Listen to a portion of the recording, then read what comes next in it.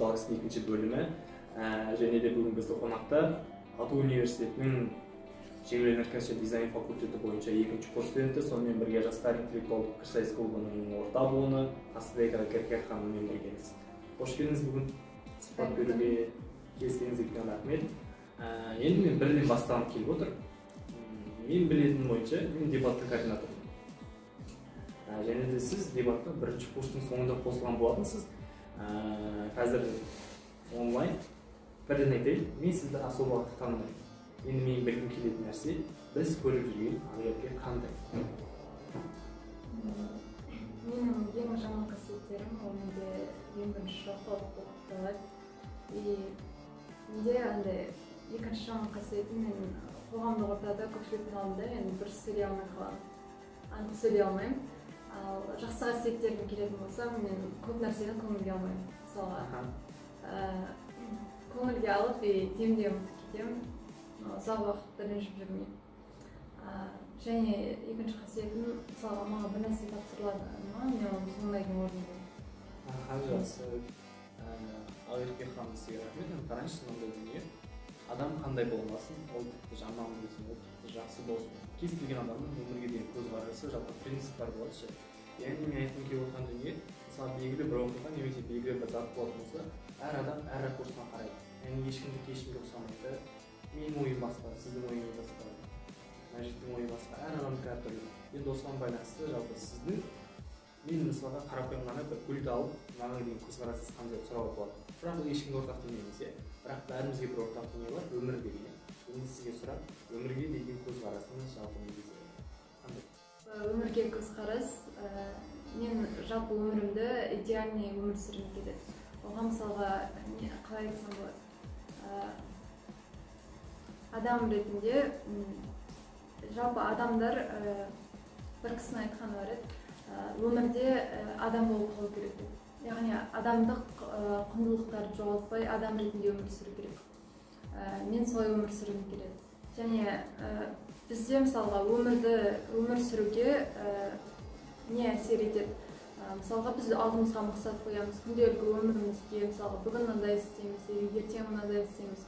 Біз сол арқылы өмір сүруді жалғастырамыз. Если ондай жоспар ештеңе қылмайтын болсақ, біздің өміріміз қызықсыз болады. Және мен мысал келтіре кететін болсам, Нип деген кісі бар, оның аяқ қолы жоқ, бірақ оның өмірге деген құштарлығы өте қатты. Және оның алдыға қойған жоспарларының көпшілігі орындалған. Және бізге қарапайым адамдарға оның өмірі бізге мотивация болады. Ол кісінің өміріне қарайтын болсақ, бізде көптеген жақсы әсер аламыз. Оның, мысалы, біздің аяқ қолымыз бар, деніміз сау, бірақ бізде жалқаулық бар. Біз сол жалқаулықты әлі де жеңе алмай келатырмыз. Мысалға, бізде өмір сүруге жалпы көптеген мүмкіндіктер бар, бірақ біз соны қолданбаймыз. Қарайсың, маған өте қызық болып тұрған дүние. Жалпы идеал дегенді қалай түсінесіз? Идеал деген... Немесе идеализм белгілі бір сұраққа айтасыз. Адам өмір жайында болатын болса, идеал деген... Жалпы қазір таңда кім немесе не идеал болып табылады, қалай ойлайсыз?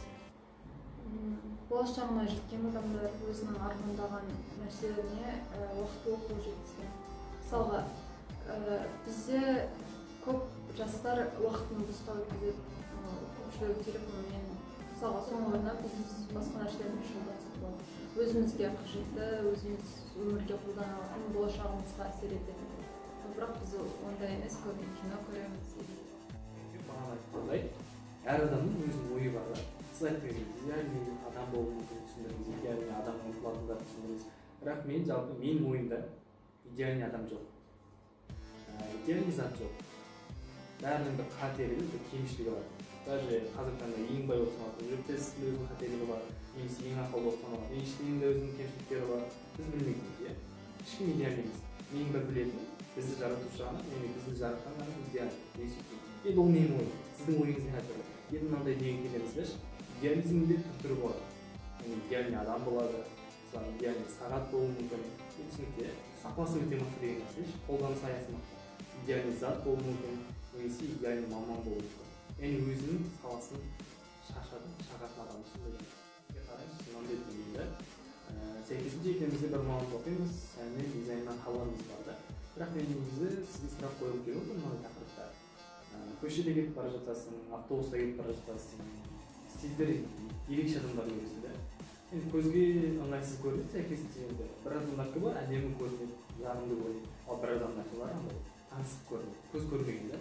Енді осындай жағдайға байланысты, жалпы Қазақстанда қазіргі таңда не сәнде, не трендте, оны қалай түсіндіріңіз? Жалпы біздің менталитетте, жалпы біздің халқымыз әбден жабық киімдерге, жаңа стиль түрлеріне былай ерішпей қарайды. Негізі қазір көшеде көп киіп жүрген жаңа стильдегі киімдердің бәрі қазіргі таңдағы модадағы киімдер. Просто қарапайым халыққа ол ерсі көрінеді. Ол көбіне жастардың көбісі қазір кей-поп стилінде киінеді, яғни кең киімдер, және қазіргі трендтегі, қазіргі модадағы киімдер кең, және жалпы біздің 80-90 жылдардағы киімдермен екеуі үйлеседі. Бірақ бізде бір киімді қайталап кие бермейміз ғой, және оларға сәл өзгешелікпен басқа стильдер қосылып сәнделген киімдер. Әрине адамдардың талғамына талас жоқ, әр адам қалай киінеді, жалпы қалай жүреді, оған енді араласа алмаймыз. Бірақ дегенмен де жалпы Қазақстанда бұл сала жақсы дамығанын білемін. Енді осыны қалай түсіндіріп бере аласыз? Негізгі себептері, факторлар қандай болып табылады? Жалпы бұл салада мысал келтіретін болсам, бізде киім тігу үшін біз матаны шетелден алып келеміз көп жағдайда. Және бұл елге келіп сататын кезде біз бағасын 2 есе қымбат сатамыз, себебі бізде өзімізде дайын материал жоқ. Заттардың бәрі қымбат болғаннан кейін біз соған 2 есе алып қымбат қойып сатамыз. Ал қарапайым халыққа ол қымбатқа түседі, және бізге қарапайым халық үшін киімді шетелден алған тиімді түседі. Яғни ақша жағынан. Мысалға, небір басқа елдерде танымал брендтер бар, мысалға Zara бар, Chanel.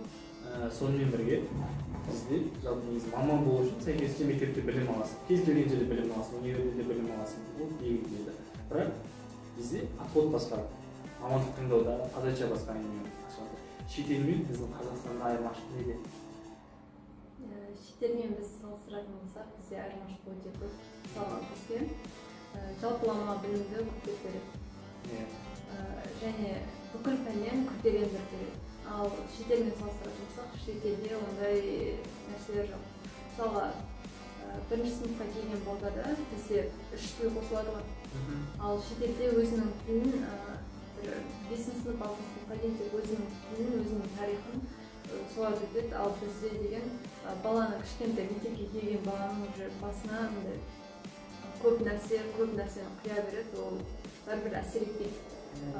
Если адамның қызығушылығы болса, бірінші өзінің тілін бәрін біліп болғаннан кейін оны потом біле береді. Мысалға, математиканы алатын болсақ, бізде математикадан өте күрделі нәрселер өтеді, мектеп кезінің өзінен. Ал неден басқа шетелдерді салыстыратын болсақ, олар тек 4 амал қолданады. Қосу, көбейту, бөлу, азайту. Сол амалдармен шектеледі.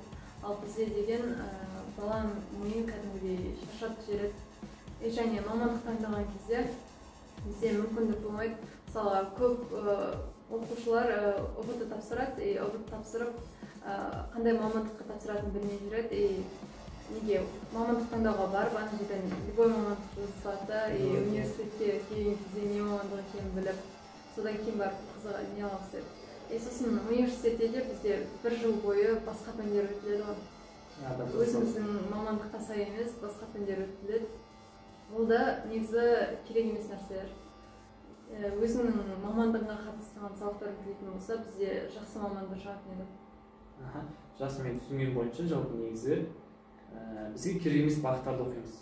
Мысалға мен бізде қашан бөлінеді, бағытты 2-ге бөлінеді бізде, білесіз ғой мектепте 9-дан кейін техникалық бағыт және гуманитарлық бағыт деп. Ал мен білетін болсам, шетелде ол ерте бастан бөлінеді. Яғни бір оқушылар тек қана гуманитарлық бағыт бойынша мектепті толығымен оқып бітіреді, ал бір балалар техникалық бағыт бойынша оқып бітіреді.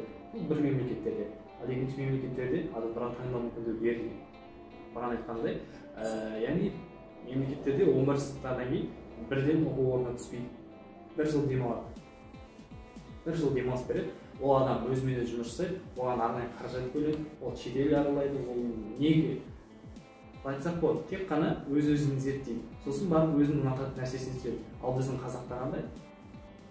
Бірден түсу керек, бірден жету керек. Барлығы сондай дейді. 11-ді тым көрмей, почти ұғыт тапсырып кетесің, потом өзің жақсы көрмеген, өзің ұнатпаған мамандыққа түсе саласың. Ол негізі біздің елде почти мамандардың бір 90% ма сондай шығар. А уже 11 бітіргеннен кейін сен грант қатыса алмаса, андай ұят деген нәрсе болады. Бүкіл мазақта или бір ата-анама мен қалай қараймын, сонда 11 жыл грант қатыса алмадым ғой деген сөздер болады. Потом өзің жақсы көрмеген и сенің салаңа вообще келмейтін мамандық таңдайсың. И онымен кейін жұмыс істеу қиын болады. Оны мысалға келтіріп өтсем өте қызық дүние, расында ұят деген дүние үшін. 11 деген салмай қалса ұят та. Мен бірақ бір қызды білемін. Есімі Фаризат. Менің құрдасым. Оқуға түспеген 11-ді бітіргеннен кейін. Бірақ дәл қазір бірінші курс Чехияда. Бізден жоғары білім алып жатыр. Енді адам таңғалақты. Адамды ондай нәрсеге қарап сөйлеуге болмайды деген сияқты. Адам таңда ол өзін зерттеді, қайда түскісі келетінін білді, және де соған түсті деген нәрсе айтқым келеді. Жақсы. Ағайық сізге рахмет. Бүгінгі кішігірім сұхбатымызға қатысқаныңызға, жалпы атсалысқаныңызға, жалпы енді сізбен бірге біз бірінші тақырыпта талқылады. Жалпы сіздің көзқарасыңызды білдік, сізбен таныстық, және амандығыңыз туралы әңгіме айтқан болатынбыз. Енді көп жыл керек жоқ деп ойлаймын. Өзіңіздің қысқа ойыңызбен, өзіңіздің көрермендеріңізбен бөліссеңіз, сонымен аяқтасақ. Сізге де рахмет шақырғаныңызға. Жалпы өмірде қандай жағдай болса да өзіңіз жақсы көрген нәрсемен айналысыңыз. Сізге қандай жағдай болса да кеш деген ұғымды алып тастап, өзіңіз нені өмір сүргіңіз келеді, нені қалайсыз, сол өмірді сүріңіз. Мейлі сіз қарапайым бір жұмысшы болсаңыз да, мейлі қарапайым адам болсаңыз да, қарапайым нәрсені қаласаңыз да, өзіңіз жан дүниеңіз нені қалайды, соны сүріңіз.